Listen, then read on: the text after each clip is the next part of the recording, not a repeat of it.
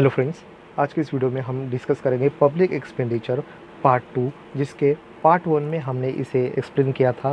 Introduction, features of the public expenditure, classification of public expenditure और objective of the public expenditure. आज के इस part 2 में हम डिस्कस करेंगे causes of the growing public expenditure, जो रीजंस एग्जैक्टली क्यों होते हैं यहाँ पे growing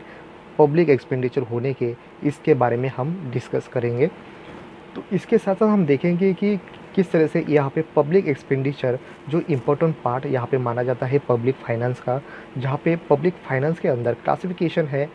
public expenditure, public income, public डेब्ट और मैनेजमेंट ऑफ द इकोनॉमी। ये किस तरह से पब्लिक फाइनेंस के अंदर वर्क करते हैं और इम्पोर्टेंट रोल यहाँ पे जो उसकी ब्रांचेस है पब्लिक एक्सपेंडिचर, यहाँ पे जो इम्पोर्टेंट रोल किसी भी कंट्री की जो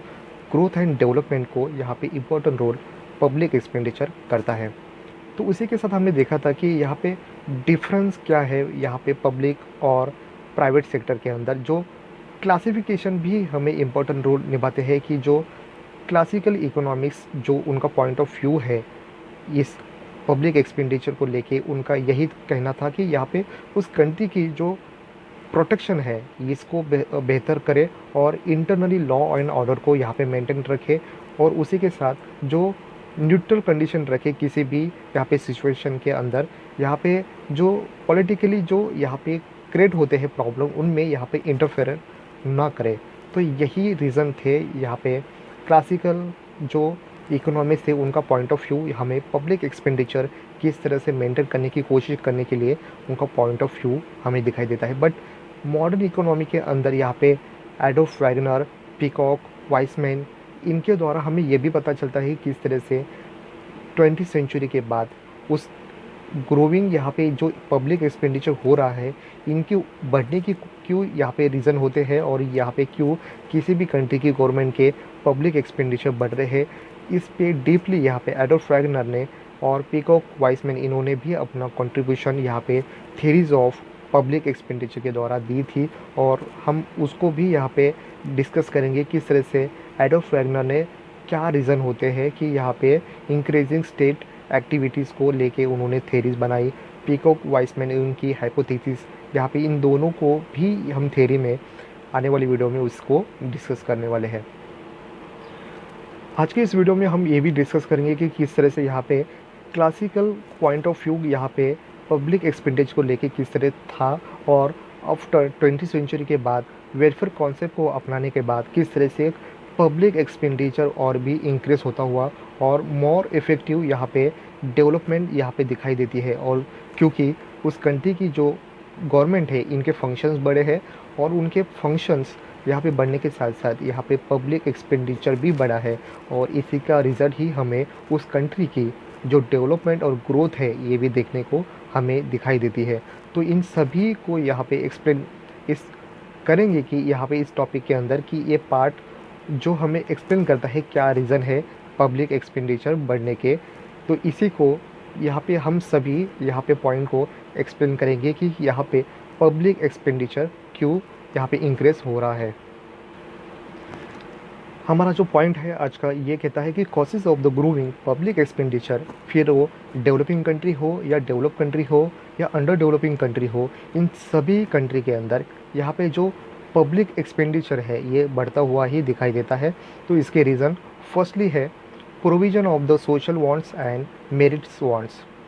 ये पॉइंट हमें एक्सप्लेन करता है कि जो सोशली जो ज़रूरतें हैं ये फुलफ़िल करने की कोशिश यहाँ पे गवर्नमेंट के द्वारा ही की जाती है। उनकी ज़रूरतें क्या है, उनके जो उस कंट्री के अंदर डिफेंस सर्विस पे यहाँ पे एक्सपेंडिचर किया जाता है। उसी के साथ लॉ एंड ऑर्डर को यहाँ पे बरकरार रखने की कोशिश, इंटरनली जो पीसफुल कंडीशन है ये रखने के लिए पब्लिक एक्सपेंडिचर ह्यूज नंबर में यहाँ पे एक्सपेंडिचर किया जाता है। बट यहाँ पे जो प्राइवेट सेक्टर है ये इस सेक्टर के अंदर यहाँ पे इम्प्रूवमेंट नहीं कर सकते हैं, क्योंकि प्राइवेट सेक्टर उनका मोटिव यही होता है मैक्सिमम लेवल की यहाँ पे प्रॉफिट अर्न करना, जो private sector in defence service या हम कहें लॉ एंड ऑर्डर को मेंटेन रखने की कोशिश नहीं कर पाएंगे। बट हाँ, कुछ मेरिज गुड्स ऐसे भी होते हैं जो प्राइवेट सेक्टर उनमें फुलफ़िल करते हैं, बट ये उनका जो प्रोविज़न है ये नज़रिया यहाँ पे पूरी तरीके से पब्लिक सेक्टर और प्राइवेट सेक्टर, इनों का डिफरेंस होता है क्योंकि उनके लिमिटेशंस भी अलग अलग होते हैं। कंट्री के अंदर सभी लोगों को अच्छी हेल्थ, अच्छी एजुकेशन और लोगों को उनकी पीसफुल कंडीशन यहाँ पे बरकरार रखने की कोशिश यहाँ पे सिर्फ और सिर्फ यहाँ पे उस कंट्री की गवर्नमेंट ही रख पाएगी। फिर वो चाहे सेंट्रल गवर्नमेंट हो, स्टेट गवर्नमेंट हो या लोकल गवर्नमेंट हो, इन लेवल से ही यहाँ पे उस कंट्री की जो provision of the social wants और मेरिट वांट्स यहाँ पे फुलफ़िल करने की कोशिश यहाँ पे गवर्नमेंट के द्वारा की जाती है। हमारा सेकंड पॉइंट बनता है क्रिएशन एक्सटर्नल सेविंग। ये हमें कहता है कि किस तरह से यहाँ पे पब्लिक सेक्टर और प्राइवेट सेक्टर, इन दोनों का जो डिफरेंस है ये हमें यही कहता है कि यहाँ पे किसी भी डेवलपिंग कंट्री के अंदर जो इकोनॉमी उनकी होती है वो वीक होती है, और इसी के अंदर प्राइवेट सेक्टर के अंदर यहाँ पे वो इफ़ेक्टिवली यहाँ पे वर्क नहीं कर पाते हैं क्योंकि उनके पास कैपिटल स्टोरेज यहाँ पे कम होता है। अगर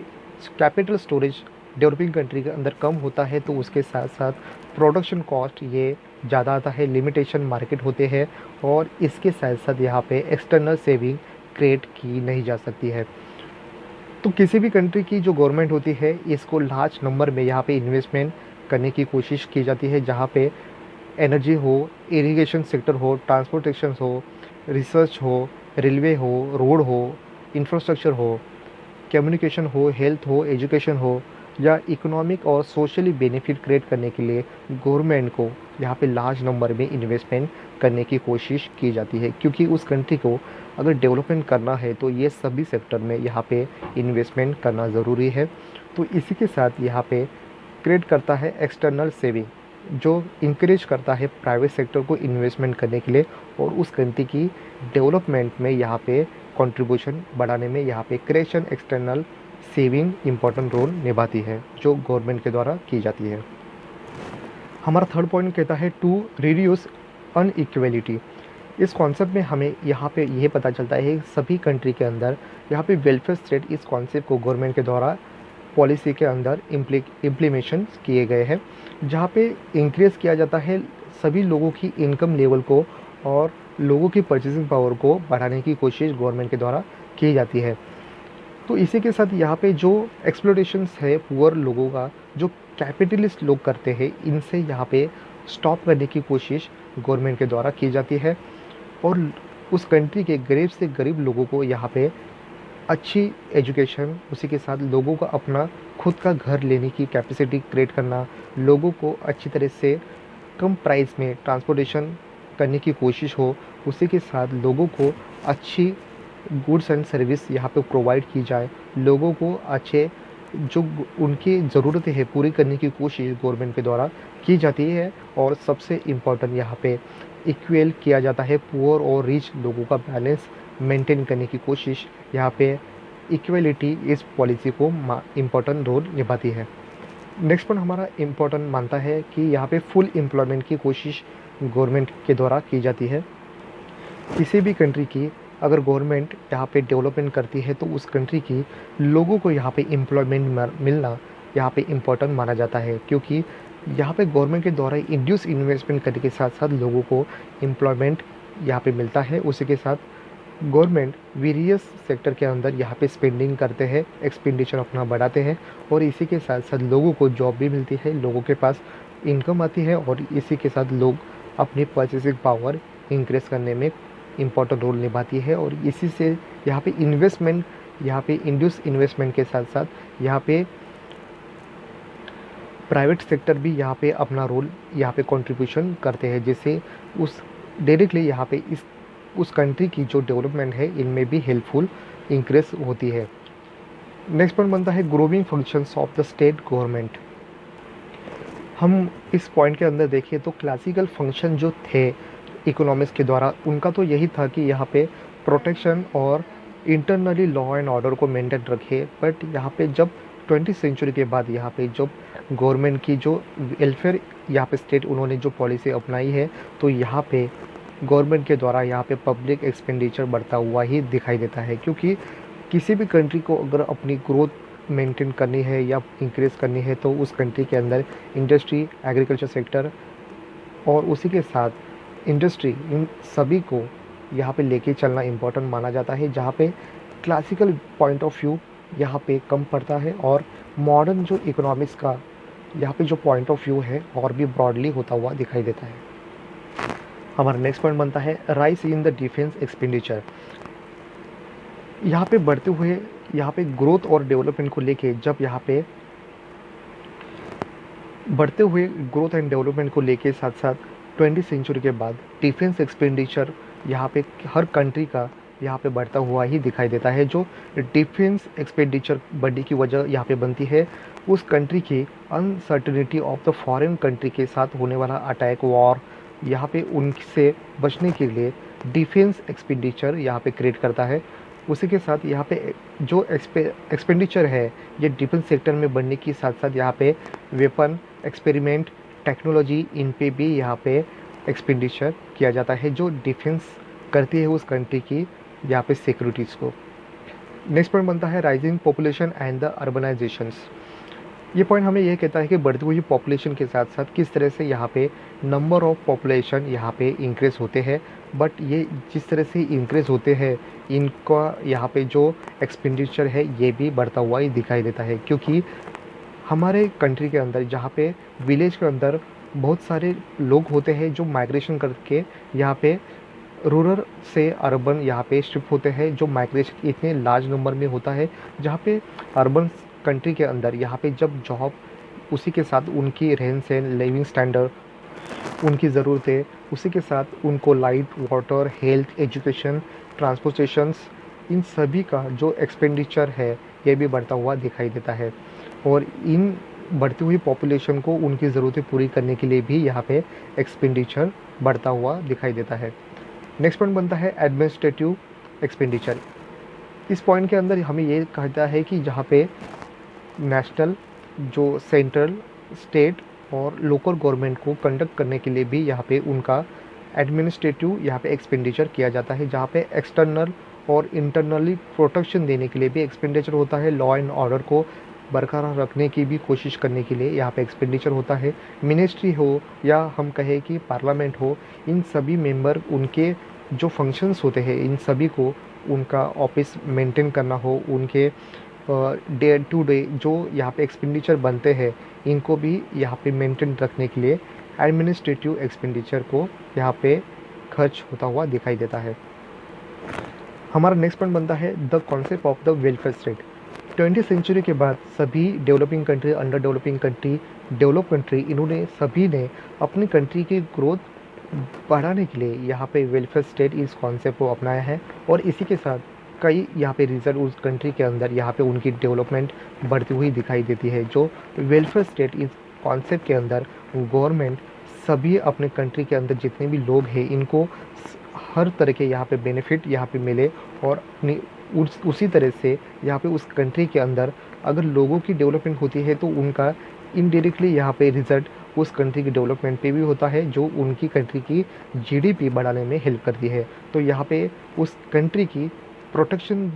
दे और लोगों को अच्छी तरीके से यहाँ पे एजुकेशन हेल्थ इनको भी, और उसी के साथ उस कंट्री की जो लोग हैं इनको एम्प्लॉयमेंट इस स्कीम के अंदर यहाँ पे अच्छी तरीके से यहाँ पे लोगों को एम्प्लॉयमेंट मिले, लोगों को जो ओल्ड एज लोग हैं उनको पेंशन मिले, अपनी ज़रूरतें ओल्ड एज में भी पूरी करने की कोशिश अगर उनके द्वारा की जाए तो एक बेहतर साबित होता है।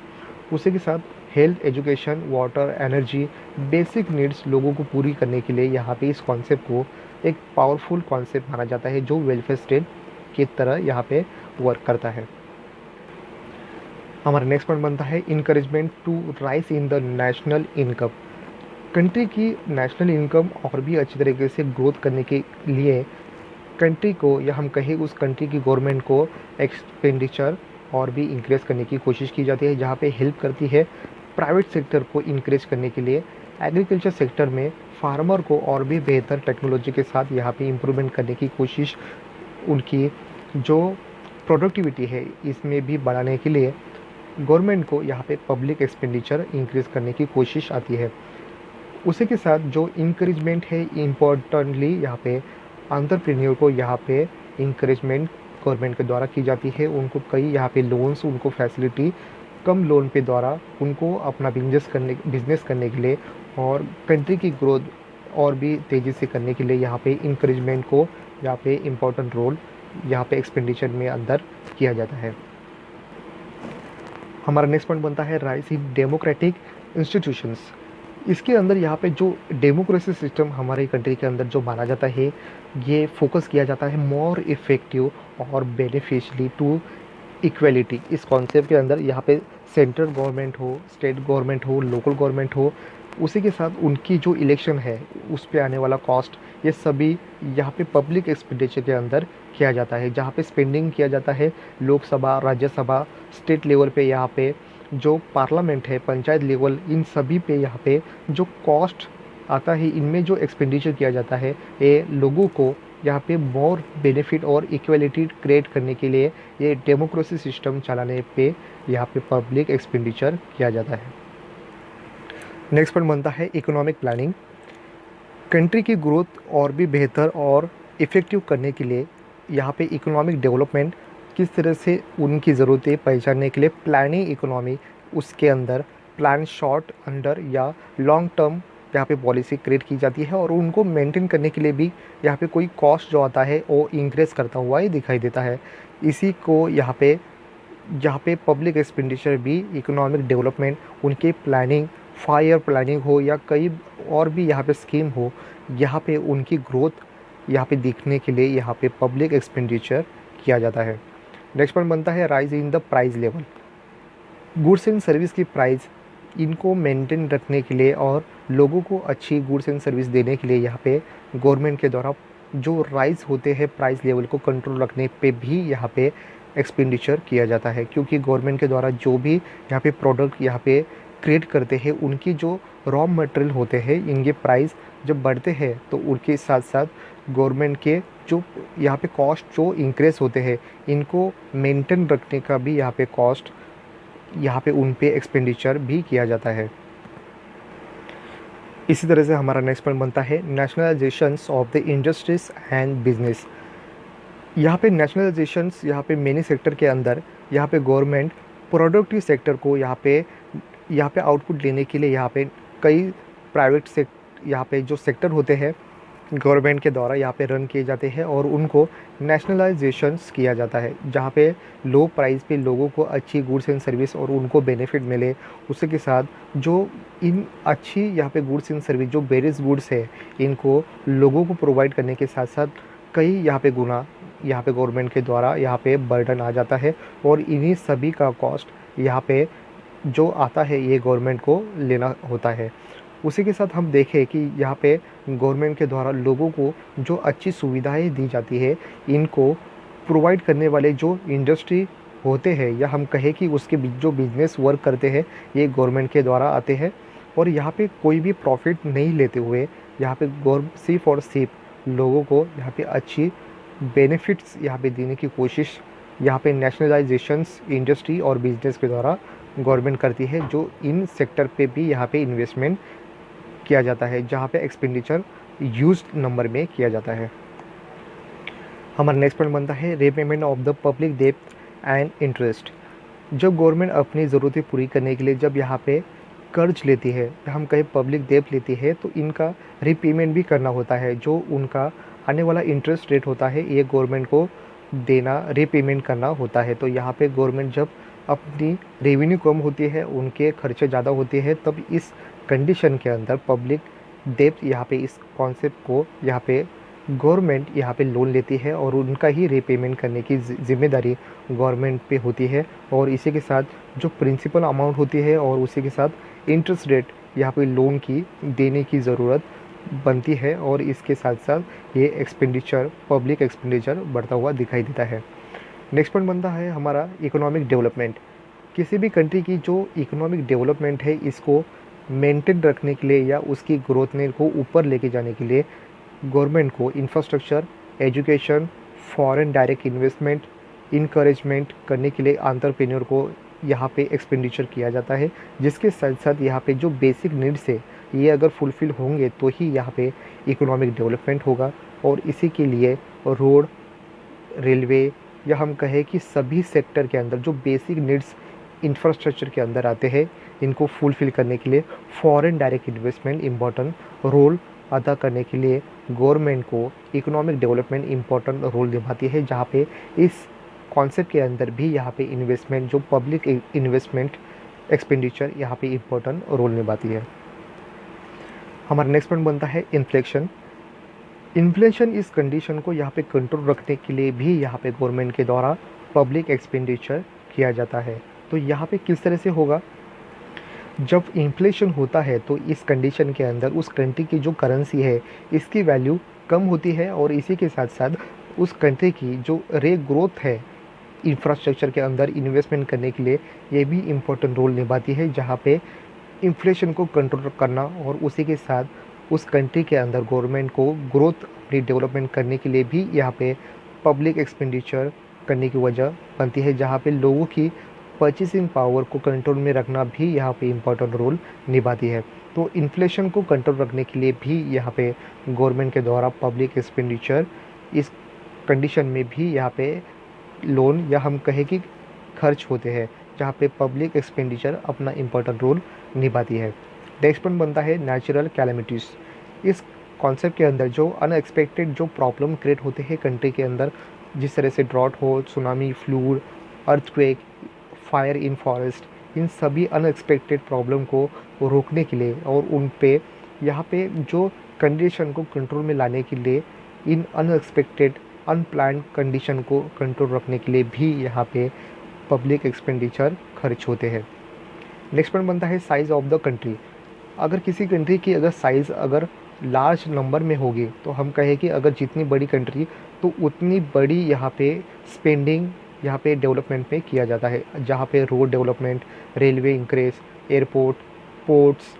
ये सभी इंफ्रास्ट्रक्चर को यहाँ पे बढ़ाने के लिए यहाँ पे लार्ज नंबर में यहाँ पे पब्लिक एक्सपेंडिचर होता है। जितनी बड़ी कंट्री उतना उनकी डेवलपमेंट और भी बेहतर करने में और भी ज़्यादा खर्च आते हैं।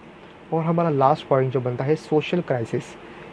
इस कंडीशन के अंदर जब इकोनॉमिक क्राइसिस आते हैं, यहाँ पे इन्फ्लेशन हो, हम कहें कि वैल्यू ऑफ द करेंसी ये डिक्रीज होती है, तो उसी के साथ साथ यहाँ पे जो शॉर्टेज होते हैं गुड्स एंड सर्विस को, इनको भी बरकरार रखने की कोशिश गवर्नमेंट के द्वारा इन्वेस्टमेंट करना होता है, जहाँ पे पब्लिक एक्सपेंडिचर ये अपना रोल निभाती है। जहाँ पे इन सभी रीज़न के साथ साथ हमें ये पता चलता है कि causes of the growing public expenditure ये बढ़ने की जो रीज़न है, ये इन सभी रीज़न के साथ साथ हमें पता चलता है कि जो वेलफेयर स्टेट इन कॉन्सेप्ट को अपनाने के साथ साथ गवर्नमेंट को अपनी कंट्री की जो डेवलपमेंट है ये करने के लिए इन सभी प्रॉब्लम को फेस करने के साथ साथ इन सभी रीज़न के साथ आगे बढ़ने के लिए, डेवलपमेंट करने के लिए इन सभी सिचुएशन को फेस करते हुए पब्लिक इन्वेस्टमेंट या हम कहें इंक्रीज़ करने के साथ साथ पब्लिक एक्सपेंडिचर ये अपना रोल निभाती है, जहाँ पे पब्लिक एक्सपेंडिचर ये बढ़ती हुई ही जाती हुई दिखाई देती है। तो इसी के साथ आज के इस पार्ट 2 में हमने एक्सप्लेन किया कि किस तरह से causes of the growing public expenditure के क्या रीज़न्स है और इनके साथ साथ किस तरह यहाँ पे पब्लिक एक्सपेंडिचर बढ़ने की क्या रीज़न है, इसको हमने एक्सप्लेन किया। पार्ट 3 में हम एक्सप्लेन करेंगे कि canons of the public expenditure और importance of the public expenditure. तो आज के इस वीडियो में बस इतना ही। Thank you.